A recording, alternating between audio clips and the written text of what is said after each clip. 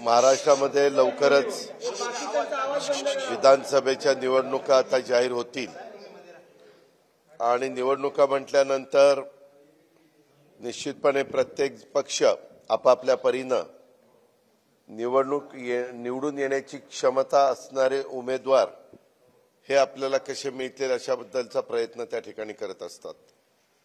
मागे आम्ही सगळ्यांनीच अनेक वर्ष सरकारच्या बाहेर काम केलंय। 5 वर्षापूर्वी असंच निवडणुकीच्या काळामध्ये इगतपुरी मतदारसंघ हा आम्हाला काँग्रेसला द्यावा लागला आणि त्यावेळेस काँग्रेसकडे उमेदवार अनेक होते, परंतु त्याच्यातनं चर्चा झाली। काँग्रेसचेही कार्यकर्ते आम्हाला म्हणाले की हिरावण खोसकर हे जरी जिल्हा परिषदेचे सदस्य राष्ट्रवादी काँग्रेस पक्षाचे असले तरी देखील त्यांना तुम्ही आमच्या पक्षामध्ये त्या ठिकाणी द्या, आम्ही सगळे मिळून त्यांना निवडून आणू आणि ते त्या ठिकाणी निवडून आले।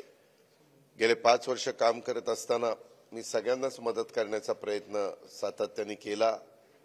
त्याच्यामध्ये हिरावण खोसकरांना पण मी चांगल्या पद्धतीने त्यांच्या इगतपुरी त्र्यंबकेश्वर ह्या विधानसभा मतदारसंघाच्या सर्वांगीण विकासाच्या करता मदत करत आलो आणि त्याच्यातनं संबंध वाढत गेले, त्याच्यातनं आपलेपणा त्या ठिकाणी निर्माण झाला आणि एक आदिवासी समाजामध्ये काम करणारा हरवणारी कार्यकर्ता अशा प्रकारची हिरामणची ओळख स्वतःच्या मतदारसंघातली कामं करण्याच्या करता कुठल्याही मुख्यमंत्री असतील, कुठल्याही काळातले मुख्यमंत्री असतील, उपमुख्यमंत्री असतील, मंत्री असतील, त्यांच्याकडे जाणं, तिथं पाठपुरावा करणं, एकदा जाऊन काम नाही झालं तर दुसऱ्यांदा जाणं, तिसऱ्यांदा जाणं, त्याच्यामध्ये कमीपणा न वाटून देणं। शेवटी आपण समाजाचं हित डोळ्यासमोर ठेवून काम करतो ही एक चांगल्या प्रकारची भावना सतत मनामध्ये ठेवून आणि मतदारसंघातल्या सर्वांनाच सातत्याने मान सन्मान त्यांना रिस्पेक्ट देऊन त्यांनी आजपर्यंत त्या ठिकाणी काम केलं।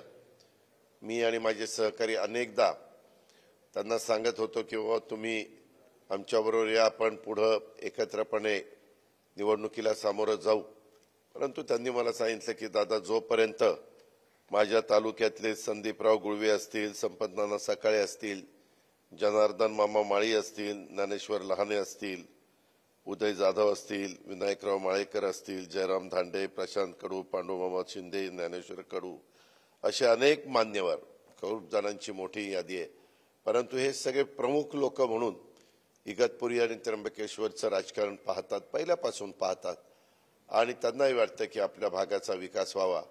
ते म्हणाले की जोपर्यंत हे सगळे जण मला सांगत नाही की बाबा हा निर्णय घ्या तोपर्यंत मला त्या ठिकाणी फार आग्रह तुम्ही करू नका, माझी अडचण येते आणि सगळेच जण त्यांना त्या बाबतीमध्ये बोलवण्याचा प्रयत्न करत होते। परंतु आज राष्ट्रवादी काँग्रेस पक्षाच्या दृष्टीने अतिशय महत्त्वाचा आणि चांगला दिवस आहे की आज हिरावण खोसकरांनी राष्ट्रवादी काँग्रेस पक्षामध्ये प्रवेश केला। मी त्यांचं आणि त्यांच्यावर आलेल्या संदीप भाऊ गुळवे, संपतनाना सकाळे, जनार्दन मामा माळी, ज्ञानेश्वर लहाने, उदय जाधव, विनायक माळेकर, जयराम धांडे, प्रशांत कडू, पांडुमामा शिंदे, ज्ञानेश्वर कडू, जगन कदम, फिरोज शेख, दशरथ बागडे, दिलीप चौधरी, तुकाराम सहाणे, रमेश जाधव, सुदाम भोर, संपत वाजे, अरुण गायकर, शिवाजी सिरसाट आणि इतर असंख्य कार्यकर्ते यांचा राष्ट्रवादी काँग्रेस पक्षामध्ये मनापासून स्वागत करतो। लवकरच आम्ही इगतपुरी विधानसभा मतदारसंघाच्या करता एक चांगला भव्य अशा प्रकारचा मेळावा घेऊ।